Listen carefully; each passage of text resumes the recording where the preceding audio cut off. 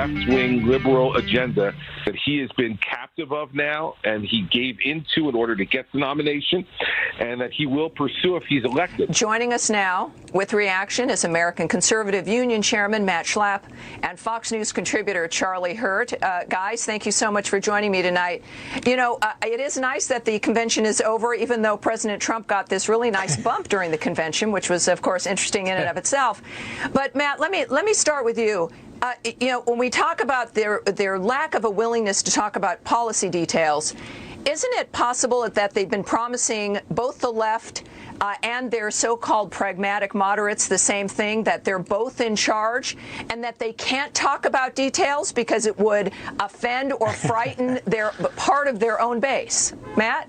Yeah, that's exactly right, Tammy, which is, if you look at the Socialist Manifesto that Bernie Sanders and AOC negotiated with Biden, it's the most extreme policy document that we've ever seen in politics. And if it got the, if it got the sunshine that it deserves, people would be appalled. Chris Christie says they would scare the bejesus out of people. They're actually not really even into bejesus at all. If you look at what their policies would do for an economic recovery, you can't raise taxes on everybody in this country and also say you're going to bring the economy back. You can't say you're going to take all of those Obama-era regulations that Trump has taken off the economy to stop domestic energy production, to allow small businesses to prosper. If you put those all back on the economy, there's no way we're going to have a recovery because America won't become competitive again. Yeah. If America isn't competitive, that helps China and our economic adversaries overseas. And how about this, Tammy? Does it make any sense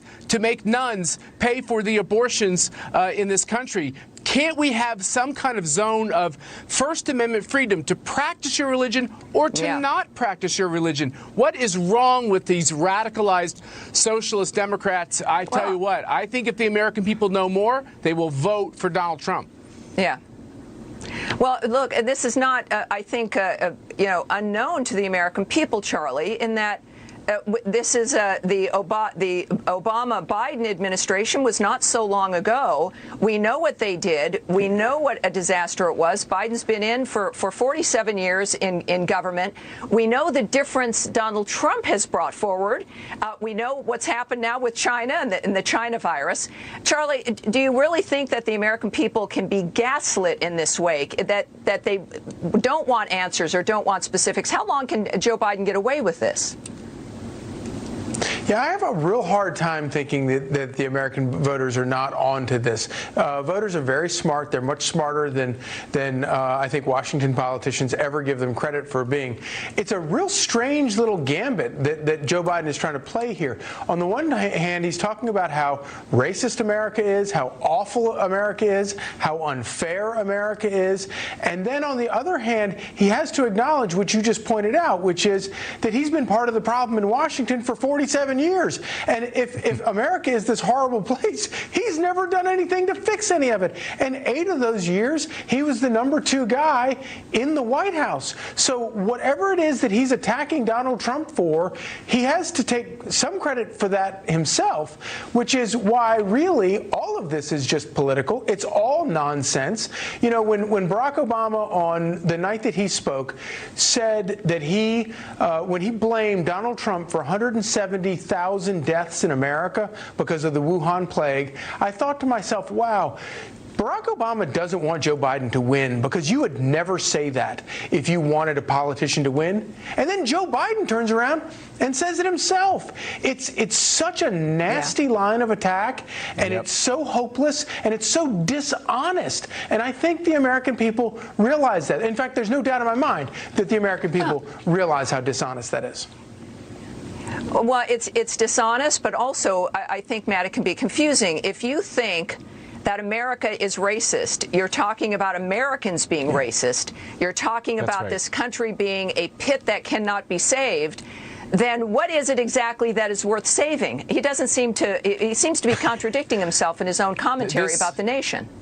This is the problem with systemic racism. It's this term they throw out there, but it's an indictment of the entire American experience. Because what systematic racism means, Tammy, and you know this, it means that I can't choose to be virtuous in my treatment of other human beings because the system is so bad that I'm just going to get caught up in the rottenness of the system, so that a young black man or a person of color can't rise above their problems in life because the system is so rotten. It makes people of color not try as they should and not feel hope, and it makes white people feel like no matter what they do, they're just rotten and they stink. And that is exactly the opposite of what America believes.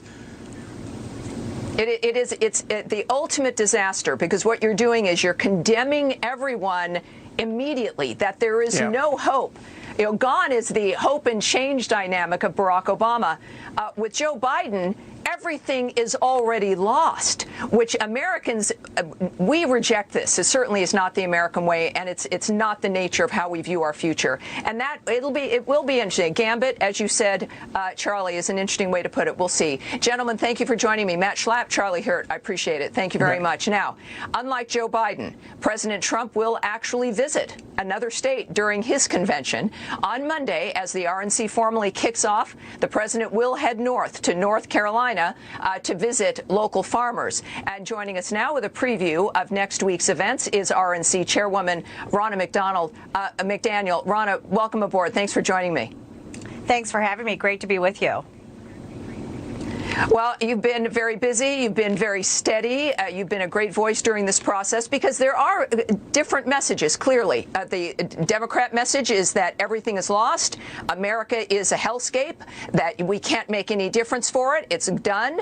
And then you've got President Trump, who is reminding us about the American ideal, about what we want for the future, about the power of the American sensibility. What can we actually expect now for this next week coming up? What will the approach of the president be? Well, I think your point at the beginning was exactly right. Donald Trump's going to be in North Carolina on Monday. Donald Trump was also in Wisconsin, the state where Joe Biden had his convention that he never showed up to. And President Trump continues to travel this country and bring messages of hope and talk about the greatness of America throughout the country. So in our convention, you're going to see this aspirational message. The president is going to put forward a plan for the next 4 years, but he's also going to talk about how his policies have directly affected real people. It's going to be the American story, not the Hollywood script and fiction that was put forward by the Democrats this past week. You know, what I do love about him, and I think one of the many reasons why he won in 2016, was we saw him fall in love with the country through the campaign. I don't know what he thought maybe at the beginning of the campaign, but when he began to meet us, he realized the potential in who we were and that we were worth saving. And we recognized that as well, even though we'd been told for a number of years prior through the Obama-Biden administration that we weren't really worth saving. And he, you know, his travel to states, I think this speaks to that as well, recognizing the value and the importance of the states as they exist versus an overarching federal response to things. Would you agree with that? Absolutely. The president loves this country, but more importantly, he loves the people of this country. And he ran because of those people who didn't have a voice in Washington, that didn't have lobbyists, that weren't the elite from the coasts, that were the voices from Hollywood or big tech. He ran for the farmer, for that blue-collar worker on the line in Michigan. He ran for the everyday man who didn't have a voice in Washington. And he said, you deserve better. You deserve better from your politicians. I'm going to go drain the swamp, and I'm going to do things better. And he has, with deregulation and cutting taxes and policies that have unleashed our energy independence and made people's lives better across the country.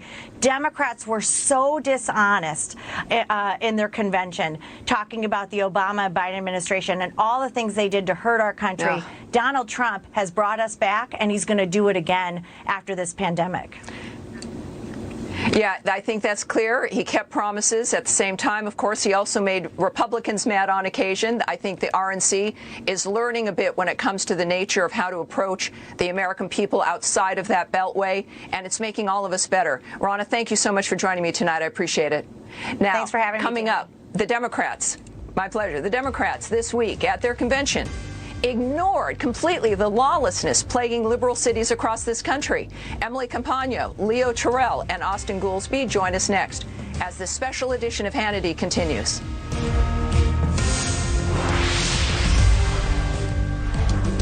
So good. Welcome back to this special edition of Hannity. Unsurprisingly, the Democrats completely ignored the lawlessness plaguing liberal cities at their convention this week as we saw brutality continue to unfold in our streets. A vicious attack on a truck driver in Portland was captured on video Sunday night. The prime suspect in that case, Marquise Love, surrendered to the police, thank goodness, this morning. And in New York City this week, another debacle. A retired NYPD sergeant was horrifically, brutally beaten in the Garment District. That's pretty much Midtown. The incident was captured by security cameras. Now, amid the growing violence, the media finally asked Biden about the defund the police movement. Here is what he had to say. I don't want to defund police departments. I think they need more help. They need more assistance. We have to make it clear that this is about protecting neighborhoods, protecting people, everybody across the board. So the only guy that actually put in a bill to actually defund the police is Donald Trump. Well, that's a little bit of a shift. Oh, yeah, Joe? Then why did the National Association of Police Organizations endorse Trump after they backed you and Barack Obama in 2008 and 2012? And let's not forget that Biden previously said that he would be willing to, quote, redistribute funds away from police departments, saying that police have become the enemy, while Kamala praised the defunding of the LAPD. So why is, and you saw her nodding there as he was talking, so why is Biden ignoring the crime wave and chaos in America's major cities? Well, joining me now with a reaction, attorney and Fox News contributor Emily Campagno, civil rights attorney, a man with very little to say, Leo Terrell, and former chair of the Council of Economic Advisors to President Obama, Austin Goolsbee. Everybody, welcome aboard. Thanks for joining me tonight. I appreciate it. Now, let me start, actually, Austin, with you. You know, I've heard Barack Obama make specific statements that what is happening now, and even in violence that was occurring during his administration, was not the way to go. That this was not acceptable, that things had to be done differently. And yet, not only at the convention, but in general, we have not heard leading Democrats in the party condemn what's been going on, except for that little bit about defunding the police, when the messaging prior to that had been the opposite. Are they realizing now it's a bigger problem than they thought? Are they looking at polls? Why suddenly the shift? Well, I don't know that there was a shift. I mean, you started by trying to portray that as a partisan thing. I would point out that 8 of the 10 highest violent crime rates are red states. And if you take the reddest city in America, it's Oklahoma City. It has the same population as Portland, Oregon, and its murder rate is double that in Portland. Crime is a bad issue. I think the Democrats were more focused on the lawlessness coming out of the White House than they were on general lawlessness or the crime rate. Well, that's a little bit of a jog. Americans see what's going on, Emily, throughout the country. Mostly, if it's blue states, they see Portland, certainly. They see Seattle. It's New York. We see Chicago. It is not red states. You've got Texas, but you've got Austin, a blue city. Regardless, we've got at least President Trump taking action against that with Operation Legend, being very, very aggressive in that regard. But the Democrats seem to be silent or passive. Emily, can they continue being silent on the violence that's going on?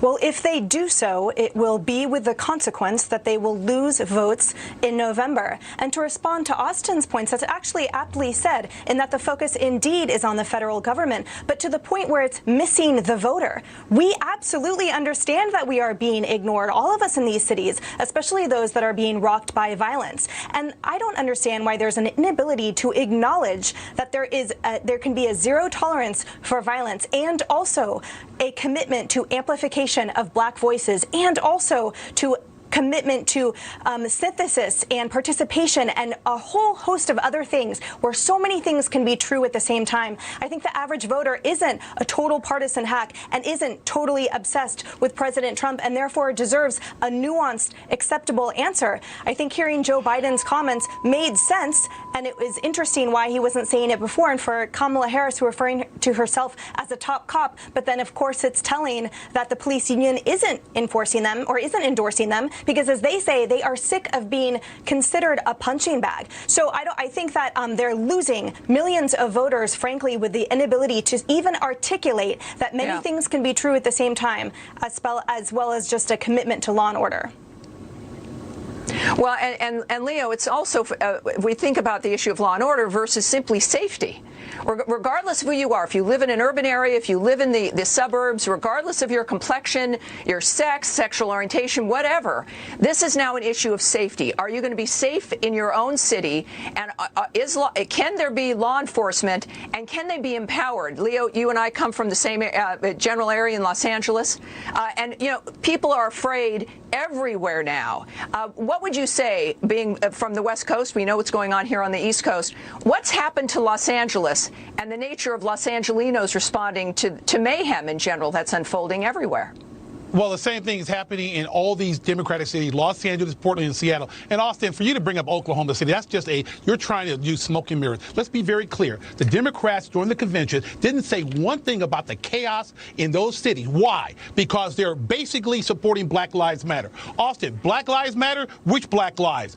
Black when there's a police officer, or is there a black-on-black crime in Chicago? Or what about the police officer, David Dorn? For Austin to come in here and talk about Oklahoma City and not talk about the chaos. The Democrats cannot talk about crime in these cities because they're run by Democratic mayors. And the thing that's so amazing about it, they play the race card throughout that entire convention. Isn't it amazing, Austin? And I hope you answer my question, is that Chicago is run by black people, black police chief, and they call racism. So all the Democratic convention try to do is talk about racism in Democratic cities and ignore the crime in Democratic cities. One last point.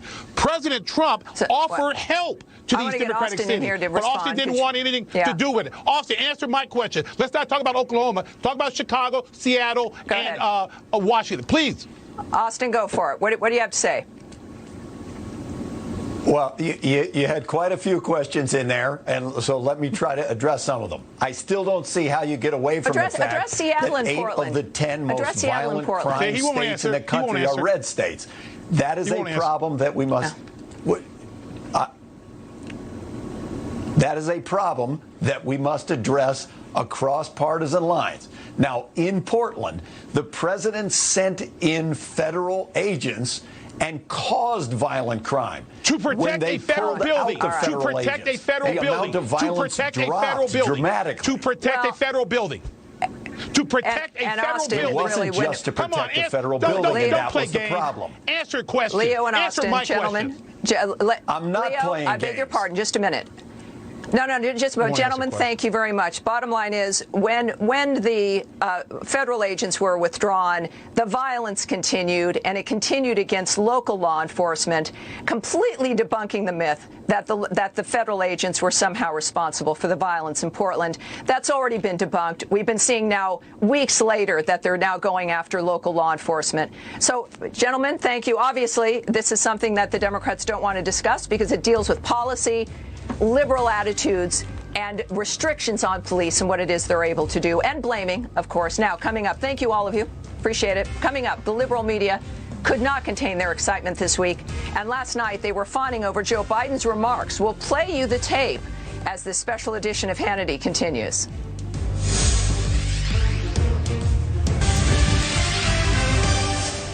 Welcome back to this special edition of Hannity. Now, after Joe Biden last night showed he could read a teleprompter without any disastrous blunders, the mob in the media immediately proclaimed it a momentous achievement, all while they worked overtime to pretend that this week's DNC was anything but a depressing debacle. Here's just a small sample from CNN. Take a look.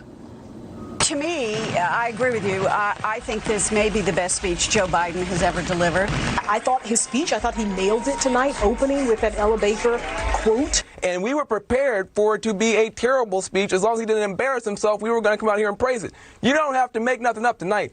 Joe Biden did that thing. I am the hardcore, fiercest partisan here. I am just like, if I could jump out of the chair, I mean, this is the best night for Joe Biden ever. Wow, it's like the toddler just took a step, isn't it? Yes, and the Washington Post took things a step further with their theater critic calling the virtual DNC, quote, award-worthy television. But, of course, everything they all do is always worthy of an award, isn't it? Now, Biden's adoring fans in the press will defend him at all costs, even as he makes it clear he's not interested in taking any of their questions. So ask yourself, why is that? Much of the media is refusing to critically cover Joe Biden and Kamala Harris. Why is it that they ignore the violent crime and rioting plaguing America's Democrat-run cities? And why is it that they downplay the historic achievements under President Trump, like the recent UAE-Israeli peace deal, a remarkable achievement? And why is it that they continue to ignore Joe Biden's decades of failure inside the Washington swamp? It's because the mob in the media are nothing more than an arm of the Democratic Party, reciting the same talking points, repeating the same fake news narratives, and living in the same echo chamber. But the good news is, you get the final say, because in 74 days, we will vote in the most important choice election of our lifetime, and you have the opportunity to shock the world again. Now, joining me now for a reaction, media reporter for The Hill, Joe Concha, and Trump 2020 Director of Communications, Aaron Perini. Welcome aboard to both of you. Thanks for joining me tonight. Very busy week, hey, right? We kind of knew what would happen with the media. And, Joe, of course, you've been a very busy guy as we lead into this. Now, we also know what to expect coming up next week, which will be that the sky is falling and everything is awful. How are we going to be able to look at the media, and is there going to be any point where we can take them seriously going into the RNC next week? Well, you had a great headline on there, Tammy, as far as the Washington Post calling it award-winning television. I like to look at numbers a lot. I'm a numbers guy. And the bottom line is that Joe Biden's acceptance speech was viewed by 21.8 million people. And you say, oh, wow, that's a pretty good number, until you put that number into context. 21.8 million for Biden is 21% lower than Hillary Clinton's acceptance speech in 2016, nearly 40% lower than President Trump's acceptance speech in the 2016 RNC. So then you say, okay, well, a lot more people are watching streaming and they're watching on their phones. All right, let's use a 2020 to 2020 apples to apples comparison. The president's State of the Union address, pre-pandemic, mind you, when people could actually go out, 37 million people watched compared to Joe Biden's about 22 million, a $15 million viewer difference. That's what we're seeing here. And again, we're in a pandemic. Huge. People are at home, not a lot of options. And then you look at the substance of the Biden speech. Again, 24 minutes in a teleprompter, the shortest speech, by the way, that we've seen since Walter Mondale in 1984. And if the theme is, I'm a decent man, look, we're not voting for a priest, we're voting for a president. And this was a convention of grievances, an airing of grievances, a Festivus, and therefore a show about nothing. So I would imagine next week, Trump 2020, Republicans are looking at this and saying, okay, we need a message with teeth with it, in drawing a contrast between the Democrats and Republicans, Biden and Trump. Democrats will raise taxes, and there'll be anarchy in our streets if we continue to allow this ticket to actually get to the White House. We will do the opposite, keep taxes low, and address the anarchy in our streets. That's what the Trump campaign hopes to draw in terms of a contrast when we get to Monday. Okay. All right. And, you know, that's a very good example, because really the viewers, in a way, the American people, Aaron, are really the deciders, right? They're going to watch something that makes them hopeful, that gives them a sense of why one goes on living, why you take that next step, why the next day should matter. And it's not going to be very difficult for the president to come up with a message that's hopeful. That seems to be his foundational premise from the start.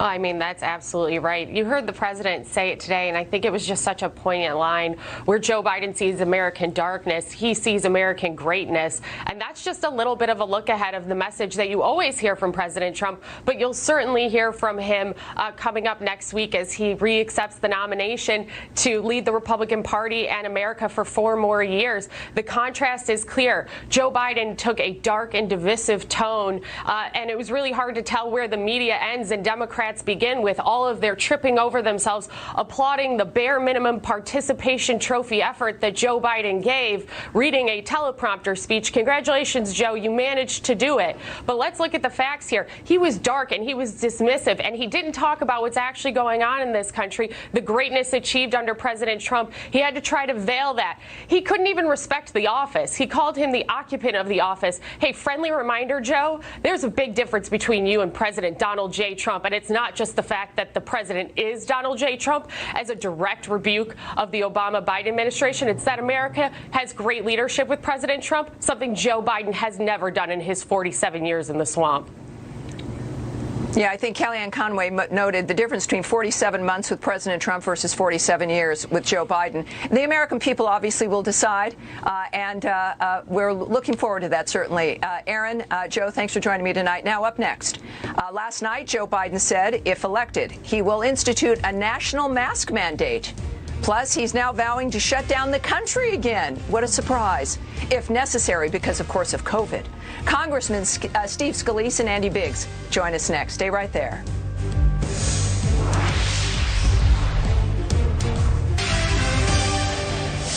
Welcome back to the special edition of Hannity. As the dismal DNC comes to an end this week, thank goodness, and the GOP ramps up in preparation for the RNC next week, coronavirus response has become a political hot topic, obviously, with Democrats slamming the president at every turn. If elected, Joe Biden has some far-left drastic plans to deal with the virus. Listen to this. We'll have a national mandate to wear a mask. Not as a burden, but as a patriotic duty to protect one another. In short, we'll do what we should have done from the very beginning. In short, they'll implement the control they've wanted all along, and in keeping with the Obama-Biden economic record. Sleepy Joe was perfectly fine with shutting down the whole country all over again. Listen to this. If you're sworn in come January and we have coronavirus and the flu combining, which many scientists have said is a real possibility, would you be prepared to shut this country down again?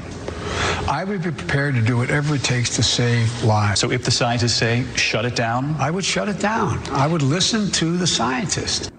Wow. Joining me now with reaction, House Minority Whip Congressman Steve Scalise and House Freedom Caucus Chairman Congressman Andy Biggs. Gentlemen, welcome aboard. Thank you. Welcome. Good to be with you, Tammy. Now, Congressman Scalise, I have to say that, you know, Americans understand. We know Americans care about the coronavirus. We are concerned about it. We remain concerned about our health and the health of our family. The super majority of us want people to wear masks, and that's what we've been guided to do. There's guidance and suggestions, and then there's the Democrats moving again to mandates, to enforcing something. What are your thoughts on that?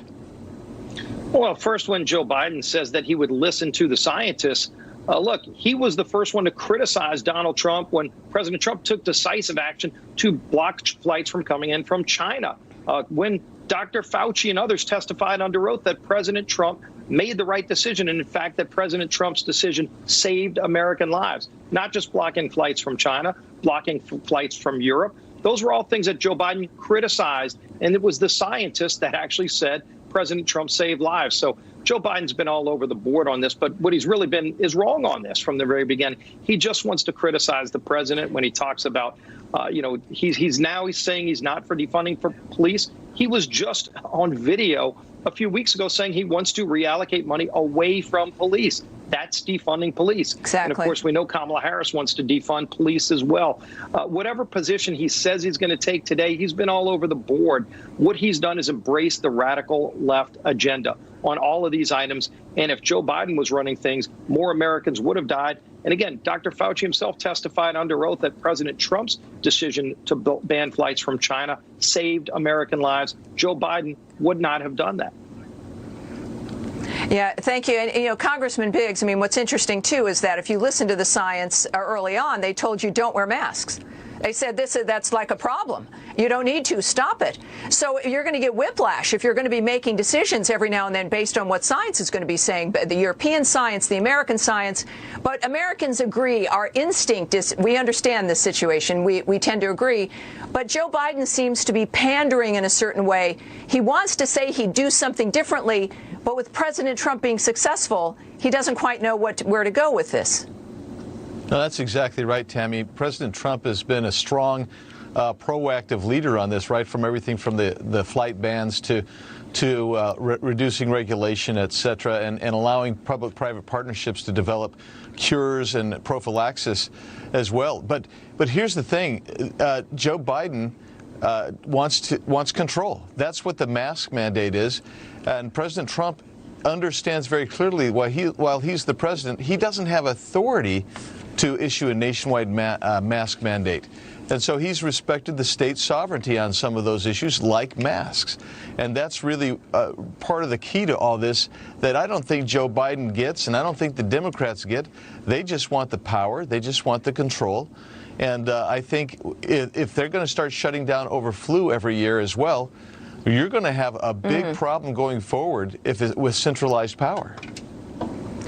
Yeah, these are knee-jerk reactions without the thought about the cure being worse than what's been going on. In addition, we do have some history with the Obama-Biden administration with the H1N1 flu and their own health experts saying that had been really just luck that didn't turn into worse than what it was because they had no idea what they were doing. So we do have a history, and that is good news. Thank you, gentlemen, for joining me. I appreciate it. Obviously, this conversation is going to continue. Now, up next, Lori Loughlin and her husband, Massimo Giannulli, were sentenced today for their role in the college admissions scandal. We'll have a live report next, plus Hollywood elites prove just how out of touch and how unfunny they really are at this week's DNC. Stay right there.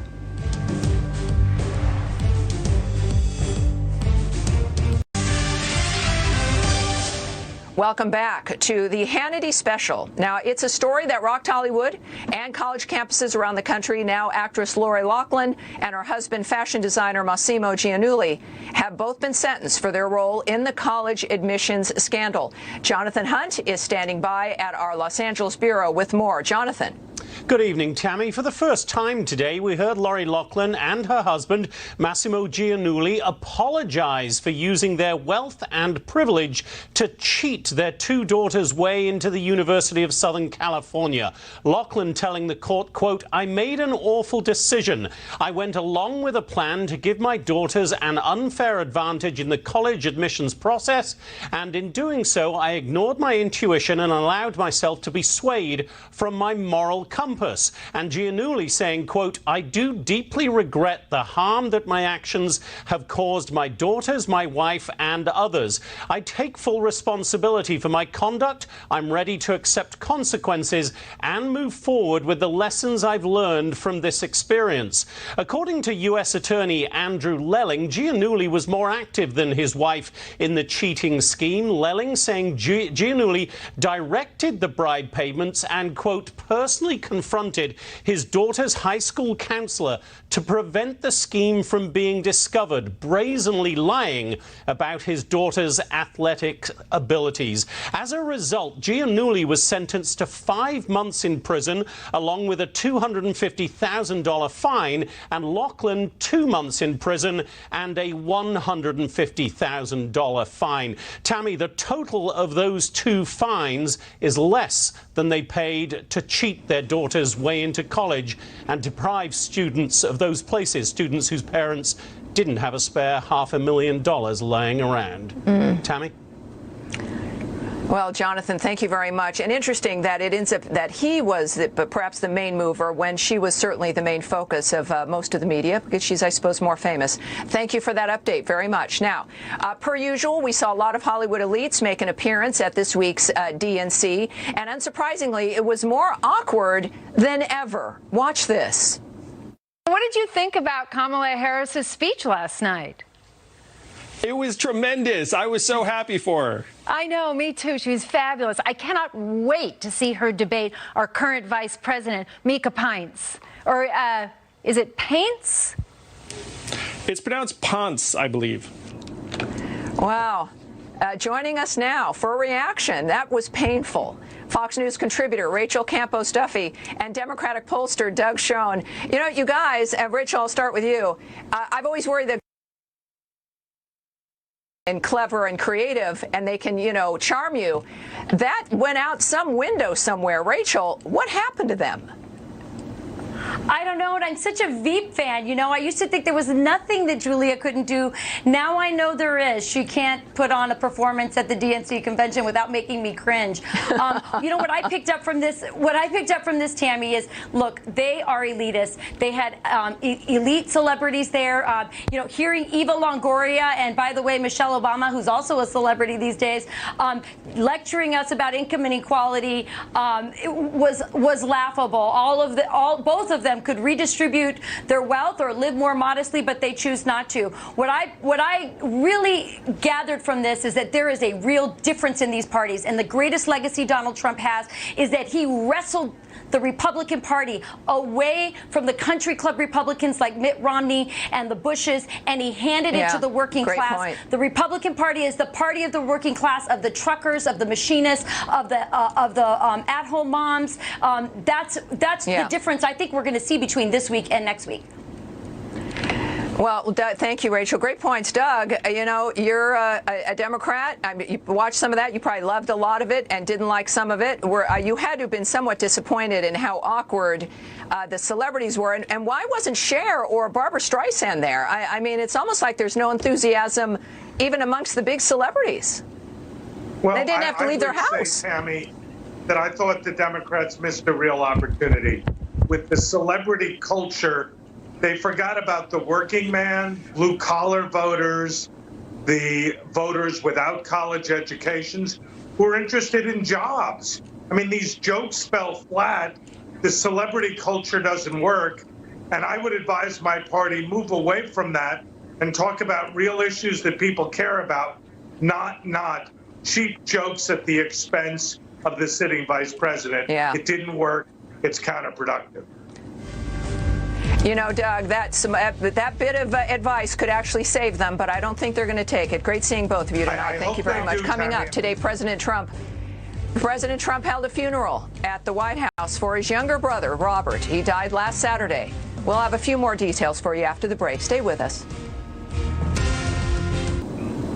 Welcome back to this special edition of Hannity. Last Saturday, Robert Trump, the younger brother of President Donald Trump, passed away at the age of 71. President Trump held a small ceremony at the White House today in honor of his brother. Earlier tonight, President Trump tweeted, "Robert, I love you. Rest in peace. Our thoughts and prayers are with the entire Trump family.